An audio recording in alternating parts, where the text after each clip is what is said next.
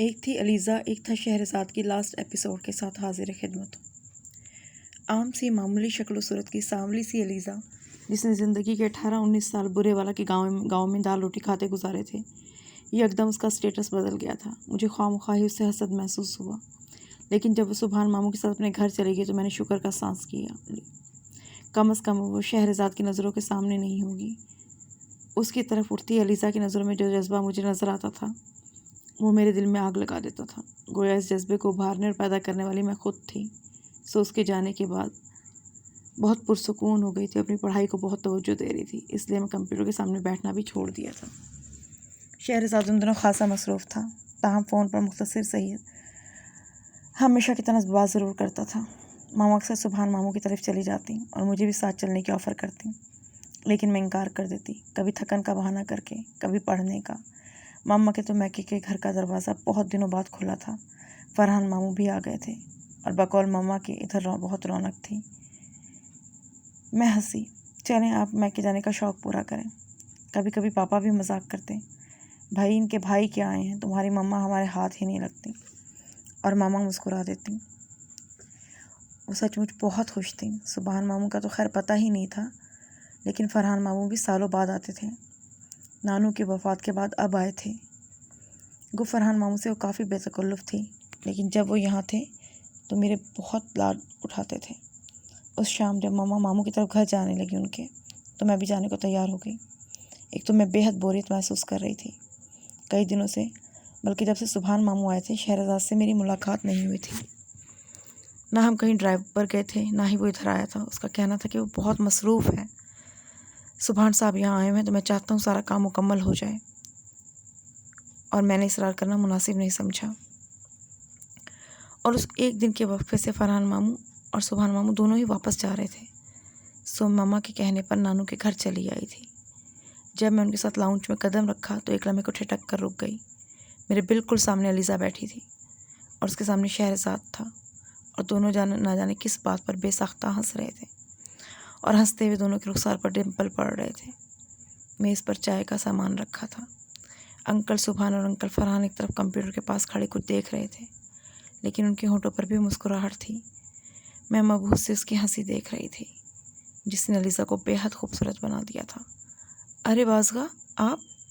अलीज़ा मुझे देखकर खड़ी हो गई थी और मेरी तरफ बढ़ी थी। हंसी अब भी उसकी आंखों में ठहरी हुई थी। उसकी आंखों की जगमगाहट ने जैसे उसके पूरे वजूद को रोशन कर दिया था। मैंने मामुश्किल अपने होठों को फैलाया। वो मुझसे मिलकर मम्मा की तरफ बढ़ गई। शहरज़ाद भी खड़ा हो गया। उसने गहरी नज़र मुझ पर डाली, जिसमें अपनायत और मोहब्बत की रोशनी थी। फरहान मामू ने मेरे सर पर चित लगाई। बहुत बेवफा हो भांजी, बुला बुला के थक गया और आ जाइयो। बस मामू पढ़ाई में मसरूफ़ थी। उफ़ ये पढ़ाई, शहरज़ाद ने ज़ेर लब मुस्कुरा कर कहा। मैं शहरज़ाद के करीब सोफ़े पर बैठ गई। सच्ची आज तो बहुत उदास हो रहा था। सोच रहा था कि यहाँ से फारिग होकर उठूँगा तो तुम्हें एक सरप्राइज़ विज़िट दूँगा। मैं ज़बरदस्ती मुस्कुरा दी।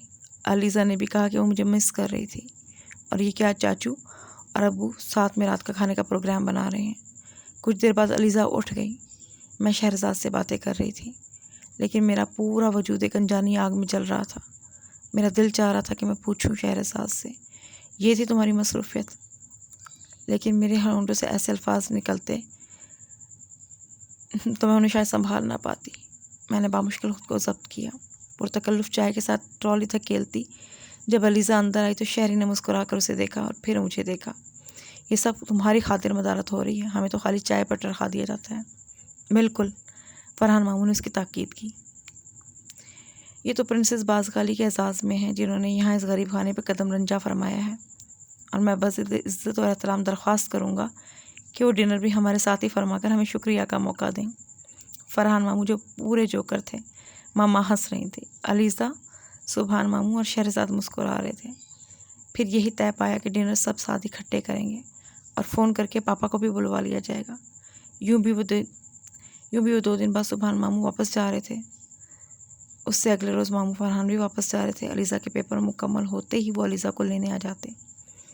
तब तक उसके इम्तहान भी हो चुके होते। अब तो सिर्फ 1 माह ही रह गया था। काश वो कल ही उसे ले जाते, मैंने दिल में सोचा। अलीज़ा किचन में मसरूफ़ हो गई। मामा एक बार उठकर गई थी किचन में उसकी मदद करने के लिए, लेकिन उसने उन्हें वापस भेज दिया। मैं तुम्हारा बहुत ममनून हूँ नुसरत, तुमने मेरी बेटी की बहुत अच्छी तरबियत की है। मैं हैरान होता हूँ उसे देख देख कर। मम्मा शर्मिंदा सी हो गई। मैंने कहा सुभान, उसकी नानू ने। मेरे पास तो आए भी 2 साल भी नहीं हुए, और ये अच्छा ही हुआ, वरना मैं उसकी इतनी अच्छी तरबियत ना कर पाती। इतनी काने, साबिर, नेक और प्यारी बच्ची है लीज़ा कि मैं सोचता हूँ कि मैं लीज़ा के नुसरत आपा के पास आ जाने के बाद भी क्यों अभी तक उससे नहीं मिल पाया था। फरहान मामू भी उसकी तारीफ़ कर रहे थे और मैं दिल ही दिल में कुढ़ रही थी। मेरे अंदर बाहर आग लगी हुई थी। फिर सुभान मामू और शहरज़ाद माजरत करके उठ गए। हमें कुछ कागजात मुकम्मल करने हैं, आज ही सुबह उन पर साइन होने हैं। कुछ देर हम स्टडी में काम करेंगे। मैं, फरहान मामू, मम्मा लाउंज में ही रह गए।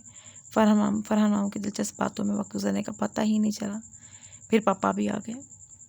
काम ख़त्म करके शहरी और मामू भी आ गए। फरहान, तुम भी यहीं आ जाओ, बहुत रह लिए बाहर। मम्मा अबदीदा हो रही थी। हाँ आपा, सुभान भाई आ जाएं तो मैं भी पाकिस्तान आ जाऊँगा। फ़िज़ा को भी मना लूँगा। वहाँ ओल्ड हाउस में मरने से बेहतर है यहाँ अपनों में मर जाएं। कम से कम कोई तो होगा ना यहाँ। और लीज़ा है ना, वो ज़रूर अपने चाचू की खिदमत करेगी। फरहान मामू को गोया हंस रहे थे, लेकिन औलाद ना होने का दुख उनके लहजे में बोलता था। कुछ दिन रुक जाओ, मम्मा ने इल्तिजा की। फ़िज़ा औलाद ना होने की वजह से डिप्रेशन की मरीज़ा बन चुकी है। इतने दिनों से अकेला नहीं छोड़ा जा सकता। उसका बीपी शूट कर जाता है अचानक। वो ज़रा सा उदास हुए। ओहो अलीज़ा जान, अब और तो ना तरसाओ, खाना लगाओ। कैसे मज़े मज़े की खुशबुएँ आ रही हैं। उन्होंने माहौल की उदासी को दूर करना चाहा। दम आ जाए बिरयानी को तो लगाती हूँ। अलीज़ा के चेहरे पर कितनी चमक थी और आंखों में ज़िंदगी के सारे रंग दमक रहे थे। तो क्या अलीज़ा ने शहरज़ाद से अपने जज्बों का इजहार कर दिया है? क्या शहरी ने उन्हें फर्जी राय दे दी है? मेरे अंदर जलती आग जैसे दहकने लगी। मैं इर्द गिर्द से बेखबर सी थी। कहाँ गुम हूँ? शहरी शायद मैं नोट कर रहा था। कुछ नहीं, कुछ अपसेट हो। शहरी की सरगोशी मैंने सुनी। वो बातें करते करते बिल्कुल मेरी कुर्सी के पीछे आ खड़ा हुआ था। नहीं तो मैंने ज़रा सा रुख मोड़ कर उसे देखा। हमेशा की तरह अच्छी लग रही हो, उसने सरगोशी की। लेकिन आज उसकी तारीफ़ ने मेरे अंदर फूल नहीं खिलाए। हाँ, की तपिश कुछ कम ज़रूर हुई।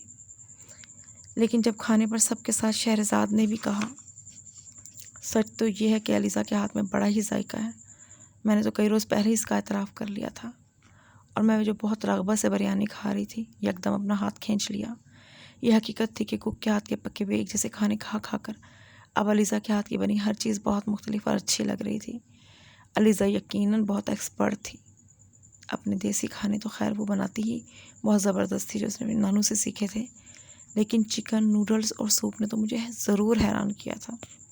अरे तुम खाना खाओ। फरहान मामू की नज़रें अचानक मुझ पर पड़ी। ये शामी कबाब लो भांजी, सच्ची जिस दिन से इसने बनाकर फ्रीज़ किए हैं ना, तब से मैं तो हर रोज़ नाश्ते में भी 1-2 फ्राई करवा लेता हूँ। ज़रा चखो, इतने टेस्टी हैं। मैंने नफ़ी में सर हिलाया। मेरा तो दिल चाह रहा था पूरी मेज़ उलट दूँ और सब कुछ तहस नहस कर दूँ। पता नहीं कैसे मैं ज़ब्त किए बैठी थी। जब रात को मैं घर पहुंची तो मेरा दर्द से सर फटने को हो रहा था। मामा परेशान हुई। डॉक्टर की तरफ चलें? नहीं, पेन किलर लेकर सो जाऊंगी। मामा को मैंने तसल्ली दे दी थी, लेकिन नींद आंखों से कोसों दूर थी। ना जाने कब आई। सुबह यूनिवर्सिटी भी नहीं जा सकी और बहुत देर तक सोती रही। मामा ने भी नहीं जगाया। वो किचन में नाजों के साथ लगी हुई थी। जागने के बाद भी कमरे में रही। तभी मामा कमरे का एक चक्कर लगाया और मामा ने पूछा, तबीयत कैसी है? बेहतर हूँ। ओके, मैं तुम्हारे जूस और नाश्ता कमरे में ही भिजवा देती हूँ। बस जूस भिजवा दीजिएगा, अब खाना ही खाऊंगी। फ्रेश होकर मैंने खुद को आईने में देखा। आंखें देर तक सोने से सूजी सूजी लग रही थी। कुछ देर आंखों पर ठंडे पानी के छींटे मारे। जब तैयार होकर बाहर आई तो मम्मा लाउंज में बैठी थी। कैसी हो जानू? उन्होंने मोहब्बत से मुझे देखा। इतना मत पढ़ा करो, सेहत ख़राब कर लोगी। फिर इम्तहान के बाद तुम्हारी शादी है। मैं तो चाह रही थी कि इम्तहान के कुछ दिन तुम रेस्ट करती, लेकिन नवाज़ भाई कह रहे हैं कि अब और मज़ीद नहीं। शहरी भी कह रहा है कि पेपर के फ़ौरन बाद की डेट रखें, ताकि इसका प्रोग्राम है कनाडा जाने का, तो तुम्हें शायद साथ ही लेकर जाना चाहता है। मेरा दिल खुशगवार अंदाज में धड़का। शायद एतवार को दिलनवाज़ भाई और भाभी आएँ इस सिलसिले में बात करने। कब होगा तुम्हारा फ़ाइनल? जुलाई के एंड में? यानी अभी मई है, अगस्त में तो बहुत गर्मी होगी, फिर तैयारी भी तो करना है। भाई, मैं तुम्हारी शादी की शॉपिंग अकेले नहीं कर सकती। सितंबर का आखिरी या अक्टूबर का पहला हफ्ता ठीक रहेगा ना? मैंने सर हिला दिया। मेरी धड़कनों ने जो ताल देना शुरू की थी, मैं उसे तोड़ना नहीं चाहती थी। खुद ब खुद ही मेरा मूड अच्छा हो गया था। खाना बहुत खुशगवार माहौल में खाया गया। मैं बहुत एहतमाम से तैयार हुई। शहरज़ाद भी आया हुआ था। मैंने सारा वक्त उसकी आंखों को अपना निगरान पाया। कुछ कहती, जज्बे लुटाती नज़रें। अगले 2 रोज़ बहुत मसरूफ़ गुजरे थे। पहले सुबहान मामू और फिर फरहान मामू चले गए। अलीज़ा एक बार फिर मम्मा के साथ हमारे यहाँ आ गई। मैं अपनी पढ़ाई में बेहद मसरूफ़ हो गई। अलीज़ा से ही मुझे पता चला कि शहरी तकरीबन रोज़ ही उनके घर आ जाता था। तो क्या कभी शहरी ने तुमसे अपने किसी जज्बे का इजहार किया? आप बेबस बाज का, वो तो अब्बू के साथ मसरूफ़ रहते थे। फिर जिस बात की कोई बुनियाद ही ना हो, उसने मुझे टोक दिया।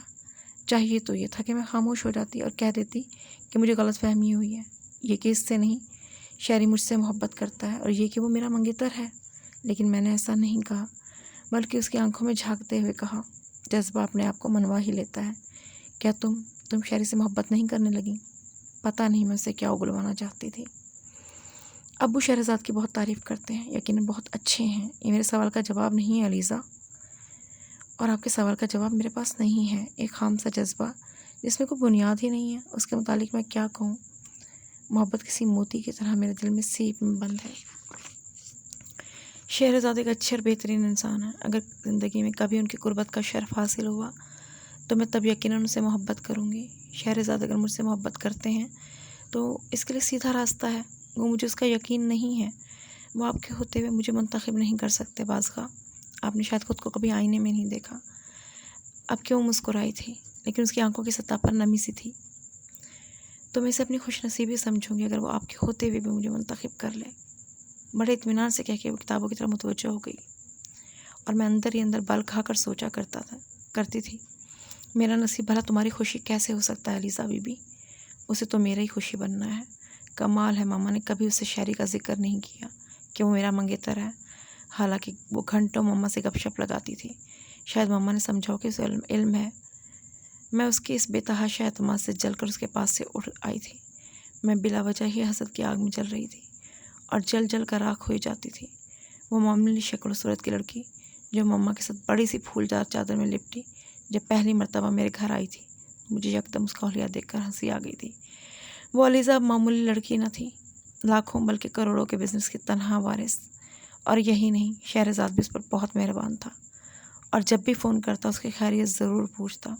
घर आता तो अलीज़ा को ना पाता उसे बुलवाता, बल्कि अक्सर तो उसकी आमद पर खबर सुन के वो खुद ही आ जाती थी। और शहरी के साथ उसकी बातचीत भड़कती आग पर तेल का काम करती थी। उस रोज़ मैंने बहुत दिनों बाद अपना मेल बॉक्स खोला। अब ऐसी की कई मेल्स थीं और हर मेल में मिलने की सदा। मेल डिलीट करते अचानक मेरे जहन में एक कूंदा सा लपका। मैंने फ़ौरन उसे मेल की कि मैं जल्द उससे मिलना चाहती हूँ। मम्मा का तरीका था कि वो महीने में 1-2 बार ज़रूर शहरज़ाद की फैमिली को खाने पे बुलाती थी, और मुझे यकीन था आजकल में मम्मा उनकी दावत करने वाली हैं। अंकल सुभान और अंकल फरहान की आमद की वजह से मामा बहुत मसरूफ़ रही थी और इन्हें खाने पर नहीं बुला सकी थी, और वाकई 2 दिन बाद मामा ने इन्हें दावत पर दे दी। शहरज़ाद हमेशा ऑफिस से ही इधर आ जाता था, जबकि दिल नवाज अंकल और आंटी घर से आते थे। शहरज़ाद ने ऑफिस से उठने से पहले मुझे रिंग किया। यही वो लम्हा था जब मैंने अवैसी को कॉल किया। रात को जब ऑनलाइन था तो मैंने उससे उसका नंबर ले लिया था। अवैसी, अगर इस वक्त 15-20 मिनट तक आ सकते हो तो आ जाओ। साथ ही मैंने उसे एड्रेस बता दिया। मैं ये सब क्यों कर रही थी इस वक्त मैं नहीं जानती थी, लेकिन आज मैं कह सकती हूँ कि वो हसद था जिसने मुझे सोचने समझने से महरूम कर दिया था। शहरज़ाद के आने के ठीक 10 मिनट बाद अवैसी ने बेल दी थी। मैं अभी तक बाहर पोर्च में ही थी और शहरी से कह रही थी कि लॉन में ही बैठते हैं, मौसम बहुत अच्छा है। शाम के मौसम में ठंडक थी। हाँ यार, बंद कमरों में बैठ बैठ के तो दिल ऊब गया है। हम दोनों लॉन में बड़ी चेयर्स पर आकर बैठ गए। खान बाबा ने आकर बताया कि कोई अवैसी साहब हैं, अलीज़ा बीबी से मिलना चाहते हैं। अवैसी? ये क्या नाम है? शहरज़ाद को हैरत हुई। मालूम नहीं, मैंने कंधे उचकाए। इनसे पूछो क्यों मिलना चाहते हैं, मैंने खान बाबा से कहा, और शहरज़ाद की तरफ मुतवज्जो हो गई। हाफ स्लीव टी शर्ट उस पर खूब जच रही थी। खान बाबा फिर हमारे पास चले आए। वो कह रहे हैं कि अलीज़ा बीबी के दोस्त हैं, उनसे मिलने आए हैं। अच्छा, बुलाओ अंदर। शहरज़ाद की आंखों में की हैरत मुझसे छुपी न रह सकी। ठहरो, आजकल का कुछ पता नहीं होता। अलीज़ा से पूछ लो पहले, कहीं कोई डाकू वगैरह ना हो। डाकू होता तो अलीज़ा का नाम कैसे लेता, कोई और बहाना करता। मेरा ख्याल है वो सही कह रहा है। साथ ही मैंने खान बाबा को इशारा किया कि उसे ले आएँ। मेन गेट से मैंने अवैसी को आते देखा। अच्छी खासी माकूल शक्ल थी। वो मेरे साथ शहरज़ाद को बैठे देखकर घबराया और बामुश्किल अपनी मुस्कुराहट छुपाई। बैठिए अवैसी साहब, मैं एलिज़ा की कज़न हो रही है, मेरे मंगेतर हैं शहरज़ाद। ओह, उसने थूक निकला और कुर्सी पर बैठ गया। शहरज़ाद बहुत गहरी नज़र से उसका जायज़ा ले रहा था। आप कैसे जानते हो एलिज़ा को? शहरज़ाद ने सवाल किया। एक्चुअली वो मेरी दोस्त हैं। कैसे दोस्ती हुई आपकी? शहरज़ाद के सवालों से मुझे उलझन हो रही थी। कम अज़ कम मैंने ये नहीं सोचा था कि शहरी इतनी तहकीक करेगा, लेकिन शहरी का कहना था कि सुभान साहब ने बतौर ख़ास एलिज़ा का ख्याल रखने को कहा है, इसलिए उसकी खैरियत दरियाफ्त करता रहता है। ऐसे में नाज़ो की आमद मुझे गनीमत लगी जो जूस लाई थी। खान बाबा गेट पर वापस जा चुके थे। नाज़ो, इनके लिए भी जूस ले आओ। आप जूस लेंगे या सॉफ्ट ड्रिंक?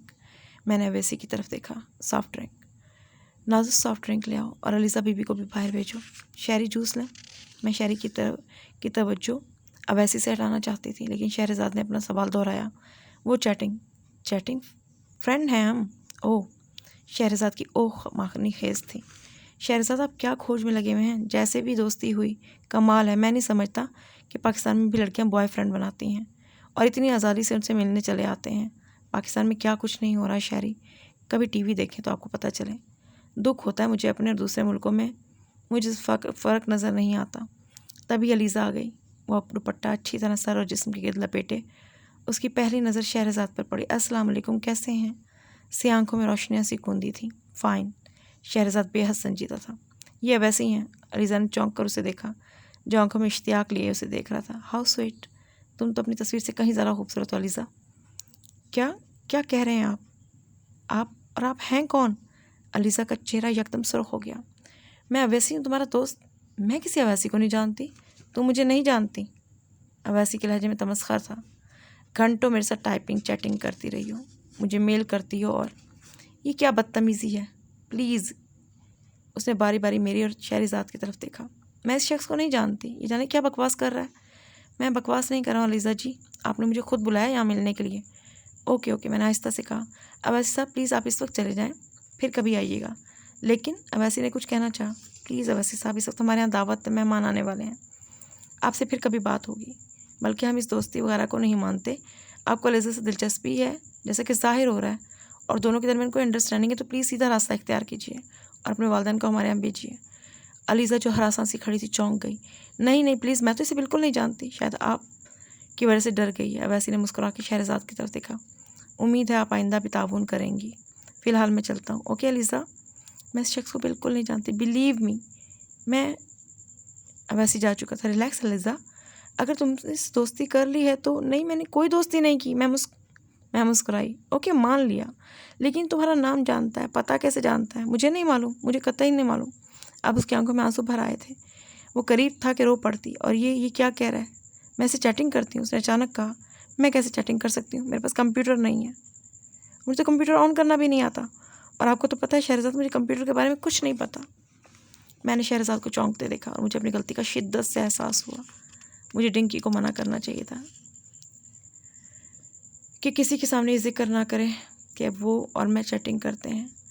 हाँ, ये तो है एलिज़ा, मुमकिन है वो झूठ बोल रहा हो। हमारा ख्याल है तुम्हें वो कहीं और मिला होगा, कॉलेज की गेट पर, या यहाँ आने से पहले तुम्हारे से दोस्ती होगी। नहीं, ये गलत, बिल्कुल गलत। बाज़गा, प्लीज़ मेरा यकीन करो। अब झूठ मत बोलो एलिज़ा और अंदर जाओ। बेफिक्र हो जाओ, मैं मम्मा से जिक्र नहीं करूँगी, और अगर तुम्हारे साथ मुखलिस हो अपने वालिदैन को भेज देगा। मैंने झंझलाहट का मुजाहरा किया। कुछ देर यूं ही अपनी जगह खड़ी रही। उसकी आंखों में वहशत थी, वो हौले हौले कांप रही थी। उसने बारी बारी हम दोनों की तरफ देखा, फिर तकरीबन भागते हुए अंदर चली गई। शहरज़ाद के होंठ पीछे हुए थे, आंखें किसी गहरी सोच में डूबने की गमाजी कर रही थी। एलिज़ा बहुत सादा है और सादा लड़कियां ही ऐसे लड़कों के चक्कर में फंसती हैं। बहरहाल मम्मा हैंडल कर लेंगी। उसके जाने के बाद मैंने कहा, मैं ज़रा तरीके से बात करूँगी मम्मा। शहरज़ाद ने कोई तबसरा नहीं किया। कुछ देर बाद मम्मा और पापा भी बाहर आ गए। फिर अंकल दिलनवाज और आंटी के आने पर हम अंदर चले गए। शहरज़ाद खामोश सा था, या मुझे लगा, हालांकि वो मुसलसल पापा की बातों में मसरूफ़ था। एलिज़ा खाने पर नहीं आई थी। नाज़ो ने आके बताया कि वो किसके सर में दर्द है, इसलिए सो गई है। बहुत पढ़ती है, 2-3 रोज़ ही रह गए ना इसके पेपर में। खैर, जगाना मत। मामा ने मना कर दिया। खाने के बाद कहवा पीते हुए मेरी और शहरज़ाद की शादी का जिक्र चल पड़ा। मामा और आंटी जेवरात और कपड़ों की बातें कर रही थी, जबकि अंकल और पापा कैटरिंग के वालों के मुतालिक फ़ैसला करने में लगे हुए थे। सो मैं वहाँ से उठ खड़ी हुई। शहरज़ाद भी कुछ देर बाद उठाया था। हम बाहर लॉन में आ गए थे। लॉन में टहलते हुए शहरज़ाद ने अपनी आइंदा ज़िंदगी के मुतालिक बहुत सारी बातें की। मेरा मूड बहुत खुशगवार हो गया था। शहरज़ाद की रफ़ाकत में खुशगवार ज़िंदगी गुजारने का तसव्वुर ही बड़ा खुशकुन था। पूरी रात में ख्वाब देखती रही, मैं और शहरज़ाद ज़िंदगी का हसीन सफ़र। लोग हमें रश्क से देख रहे हैं। बिलाशुबा हमारी जोड़ी चाँद सूरज की जोड़ी थी। सुबह मैं देर से उठी, बल्कि मेरी आँख दरवाजे पे दस्तक से खुली थी। मैं उठ खड़ी, दरवाज़ा खोला था, लीज़ा खड़ी थी। ओह तुम आ जाओ। वो हौले से चलती हुई अंदर आई। उसकी आंखें सूजी हुई थी, चेहरा सुता हुआ था। शायद वो बहुत रोई थी, या शायद पूरी रात सोई नहीं थी। कुछ देर वो यूं ही खड़ी रही, जैसे कुछ कहने की कोशिश कर रही हो। उसके होंठ हौले हौले कांप रहे थे। क्या बात है लीज़ा, बैठ जाओ, आराम से बैठो। वो लड़का मैं उसे नहीं जानती, बिल्कुल भी नहीं जानती। मैं कसम खाने को तैयार हूँ, मुझे नहीं मालूम उसे मेरा नाम कैसे मालूम हुआ, यहाँ कैसे आ गया। बिलीव मी बाज़, मैं ऐसी लड़की नहीं हूँ, लड़कों से दोस्ती करने वाली। ओके ठीक है, मुझे यकीन है, मैंने नरमी से कहा। तो उसने बेयकीनी से मुझसे पूछा, आपको यकीन है बाज़? हाँ। क्या मैं तुम्हें नहीं जानती? मैं मुस्कुराई। लेकिन सवाल ये पैदा होता है कि अगर वो यहाँ कैसे आ गया, वो भी इतने एतमाद के साथ। शायद तुम्हारी कोई दोस्त। मेरी तो कोई ख़ास दोस्त भी नहीं है सिवाय फ़ातिमा के। लेकिन वो ऐसी लड़की नहीं है, वो ऐसी हरकत नहीं कर सकती। फिर उसे यहाँ का, इस घर का एड्रेस भी नहीं मालूम। जब से उसने एमए में एडमिशन लिया, मेरी मुलाकात कम ही होती है उससे। ओके सोचेंगे, तुम रिलैक्स होके पढ़ो, मैं और शायरी देख लेंगे। वो दोबारा यहाँ नहीं आएगा। उसने ममनूनियत से मुझे देखा। थैंक यू बाज़, आप बहुत अच्छी हैं, आई लव यू। एकदम मेरे अंदर कहीं चुभन सी हुई। मैं लम्हा भर को मैंने नदामत महसूस की, लेकिन दूसरे लम्हे यह एहसास नदामत यूँ गायब हो गया जैसे तपती ज़मीन पर पानी का कोई कतरा गिरे और लम्हा भर में सूरज की तपिश उसे गायब कर दे। इसमें शुक्रिया की क्या बात है? क्या तुम हमारी अपनी नहीं हो? और फिर शहरी का तो तुम्हें पता है, उसे यूँ भी तुम्हारा बहुत ख्याल रहता है। हाँ, वो बहुत अच्छे हैं। ओके तुम जाओ, इत्मीनान से अपनी पढ़ाई करो, उस लड़के को भूल जाओ। वो तशक्कुर आमेज़ नज़रों से मुझे देखते हुए वहाँ से चले गई। तो मैं यूनिवर्सिटी जाने के लिए तैयार होने लगी। अगले 2 दिन बहुत खुश रही। मैंने लीज़ा को शहरज़ाद की नज़रों में गिरा दिया था, और शहरज़ाद ने मेरे साथ आइंदा ज़िंदगी गुजारने की प्लानिंग शेयर की थी। इसलिए मुझे एहसास ही नहीं हुआ कि शहरी ने मुझे 2 दिन तक फ़ोन नहीं किया। मैंने जितनी बार ट्राई किया, उसका मोबाइल ऑफ मिला। तब मैंने घर फ़ोन किया तो पता चला ऑफ़िस के काम के सिलसिले में वो कराची गया हुआ है। और ऐसा पहली बार हुआ था कि शहरज़ाद मुझे बताए बगैर कहीं बाहर चला गया हो। शायद कहीं अचानक प्रोग्राम बना हो, मैंने खुद से कहा। लेकिन वो वहाँ जाकर एक फ़ोन तो कर सकता था। फिर मैं मुसलसल कई रोज़ उससे ट्राई किया, लेकिन उसका मोबाइल ऑफ था, शायद बहुत मसरूफ़ हो। आंटी ने बताया तो था कि ऑफ़िस के काम से गया है। मैंने खुद को तसल्ली दी। अलीज़ा के पेपर हो रहे थे, वो पढ़ाई में मगन थी, रात देर तक पढ़ती थी। इस रोज़ के बाद मेरे कमरे में वो नहीं आई थी, लेकिन इधर उधर खाने की टेबल पर जब भी मेरी उससे नज़र मिलती तो उसकी आंखों में तशक्कुर, ममनूनियत और इल्तिजा बेक वक्त नज़र आती, और मैं मुस्कुरा कर गोया उसे तसल्ली देती। शहरज़ाद से बात हुए 8 दिन हो गए थे। मैं बेहद उदास थी कि अचानक उसका फ़ोन आ गया। कहाँ थे तुम शहरी? मैं बहुत परेशान थी। मैं कराची की जा गया था। तुम कैसी हो? तुम्हें बहुत मिस कर रही हूँ। अलीज़ा, आंटी अंकल सब खैरियत से हैं? बेहद संजीदा लग रहा था। उसके लहजे में पहले वाली बेताबी और बेचैनी आया नहीं थी। उसके लहजे ने मुझे चौंका दिया था। अभी मैं कुछ कहना ही चाहती थी कि वो सबकी खैरियत पूछ कर उसने फ़ोन रख दिया। ये शहरी को क्या हो गया है? मैंने देर तक सोचा, फिर खुद ही तय कर लिया कि शायद बिज़नेस की कोई परेशानी होगी। लेकिन ये बिज़नेस की परेशानी ना थी, और बात थी। लाहौर आने के बाद भी वो मुझसे बात नहीं कर रहा था। मैं फ़ोन करती तो मुख्तसरन बात करता, खुदा हाफिज़ कह देता। उसका रवैया मुझे अपसेट कर रहा था। मुझे उसकी वजह भी समझ नहीं आ रही थी। उस रोज़ मैं यूनिवर्सिटी से आई तो शहरज़ाद, मामा और अलीज़ा लाउंज में बैठे थे। शहरज़ाद अलीज़ा से कुछ पेपर साइन करवाने आया था जो गालिबन सुबहान अंकल ने भेजे थे। अस्सलाम वालेकुम। वालेकुम अस्सलाम। कैसी हो? शहरज़ाद ने एक उठती सी नज़र मुझ पर डाली, आम सी नज़र, और फिर अलीज़ा के हाथ से पेपर लेकर चेक करने लगा। मेरा दिल एक लम्हे के लिए जैसे डूब सा गया। मैं खामोशी से सामने वाले सोफ़े पर बैठ गई। ये यहाँ भी साइन कर दो। शहरज़ाद ने पेपर उसकी तरफ बढ़ा दिए। और तुम्हारा आखिरी पेपर कब है? शहरज़ाद उससे पूछ रहा था। कल। ओके तुम जाकर पढ़ो। अलीज़ा उठ गई तो मैंने सुकून का सांस लिया। सुबहान साहब ने वीज़े के लिए अप्लाई किया हुआ है, इसी सिलसिले में कागजात हैं। शहरज़ाद ने मेरी तरफ देखते हुए कहा और खड़ा हो गया। तुम जा रहे हो? मुझे हैरत हुई। हाँ, मैं ऑफिस से उठ कर आया था। किसी दिन शाम को चक्कर लगाओ, तुम्हारे अंकल भी तुम्हें याद कर रहे थे। कोशिश करूँगा आने की। मैं और मामा उसे पोर्च तक छोड़ने आए, लेकिन वो बगैर मेरी तरफ देखे सरसरी अंदाज में खुदा हाफिज़ कहते हुए गाड़ी में बैठ गया। वो ऐसा क्यों कर रहा है? उसका रवैया मुझसे बर्दाश्त नहीं हो रहा था। इसकी नज़रों में मुझे कोई पैगाम नहीं नज़र आया। उसने कोई मुस्कुराती नज़र मुझ पर नहीं डाली कि कराची में कोई और लड़की। इस ख्याल के आते ही मेरा दिल पाताल में गिरने लगा। रात भर मैं बहुत बेचैन रही। सुबह यूनिवर्सिटी जाने का मूड भी नहीं था, लेकिन इन दिनों सर हमीद के बहुत अहम लेक्चर थे।